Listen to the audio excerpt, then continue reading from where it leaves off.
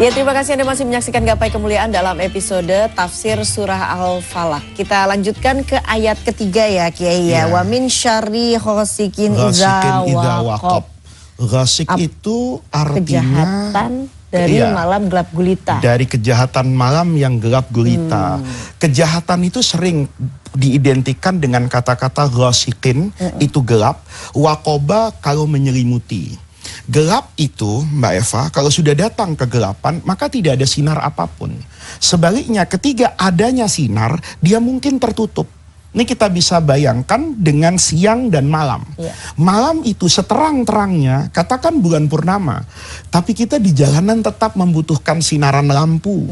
Sementara terang seterang-terangnya di siang hari, tiba-tiba turun hujan yang deras dengan kabut dan mendung yang tebal. Maka di tengah-tengah siang hari jam 12 siang, saya tetap membutuhkan yang namanya lampu.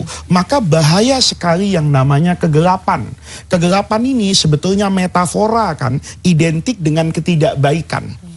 Orang misalnya ditanya, gimana karirnya? Gelap. Nah, itu biasanya bukan orang buruk yang buruk ya. Biasanya. Gimana rezeki hari ini? Gelap. Kan gitu kan?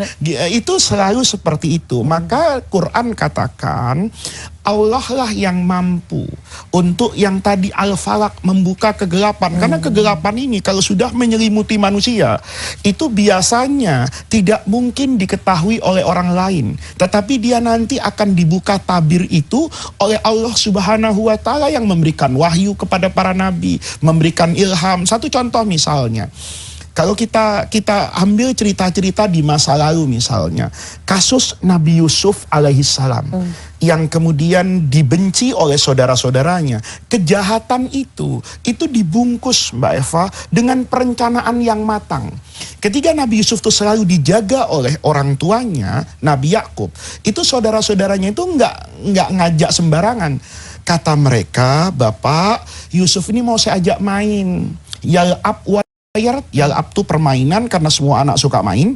Wayarta itu makan. Karena boleh jadi kalau makan di rumah susah. Tapi kalau makan di restoran gampang. Ayo saya ajak nih makan ke tempat wisata. Maka ini kan sudah merencanakan penipuan itu. Kemudian dibawa keluar. Setelah dibawa keluar itu kan dimasukkan ke dalam sumur. Kita bisa lihat bajunya dilumuri darah. Ya, darah ini membasahi bajunya Nabi Yusuf alaihissalam. Ya, kemudian yang ketiga, mereka kembalinya pembunuhan itu tidak terjadi pada waktu malam, tapi siang hari. Tapi mereka dalam Al-Quran itu waja'u abahum isya'an, datangnya itu malam-malam. Ini kan sudah merencanakan. Artinya apa? Yusuf itu tidak meninggal di sumur itu. Kalau mereka kembalinya sebelum maghrib misalnya, maka Nabi Yakub ayahnya mengatakan, mana buktinya anak saya meninggal? Itu dimakan serigala Pak. Ayo udah kalau gitu, kalaupun dia sudah tidak selamat, tulangnya kita ambil, kita kuburkan dengan layak. Tapi karena mereka datangnya malam-malam, kan tidak memungkinkan mereka untuk keluar. Karena tidak ada sinaran apapun di masa itu kan. Maka ini namanya kejahatan yang berencana ini. Artinya sudah diliputi oleh kegelapan yang menyelimuti. Tetapi Allah itu kan yang dikatakan tadi birabbil falak. Begitu sampai mereka nangis, wah mereka ya salah, aktingnya bagus. Ini kalau casting sinetron langsung diterima lah ini. Ini luar biasa. Tapi Nabi Yakub itu dikasih tahu sama Allah, dibisikin, bagaimana mungkin anakmu mati dimakan oleh serigala? Itu bajunya tidak terkoyak, ada yang luput. Luput betul.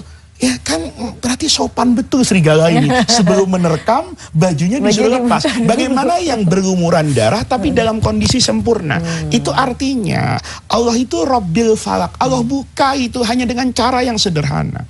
Nabi Musa alaihissalam itu kan kalau kita lihat ya, itu kehidupannya sebenarnya diliputi oleh segala sesuatu yang gelap kan. Tapi ternyata Allah yang falak membuka jalannya dengan cara yang unik loh. Ya, Nabi Musa dikejar-kejar sama Fir'aun, ya, hidupnya tertutup, tidak mungkin luput dari kejaran Fir'aun siapapun hari itu. Tiba-tiba yang menyelamatkan Nabi Musa berlindungnya di mana? Di istananya Fir'aun. Siapa yang menyelamatkan itu? Allah. Kalau Allah pakai cara, itu nggak kirim malaikat, nggak kirim pasukan perang, bisikan istri Fir'aun itu. abang jangan bunuh mas anak ini. Itu bisikan istrinya Fir'aun itu mampu meluhlantakkan itu ya.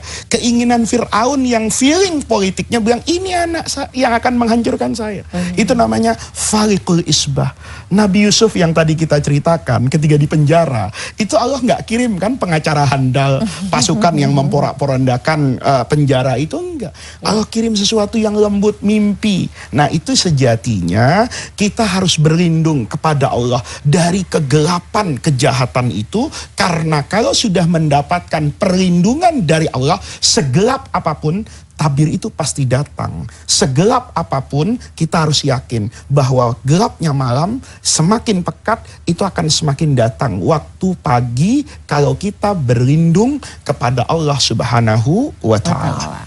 Baiklah Kiai, kita akan ke ayat selanjutnya Kiai, tapi kita harus break terlebih dahulu Kiai. Kita akan lanjutkan saat lagi. Jangan kemana-mana, Gapai Kemuliaan akan segera kembali.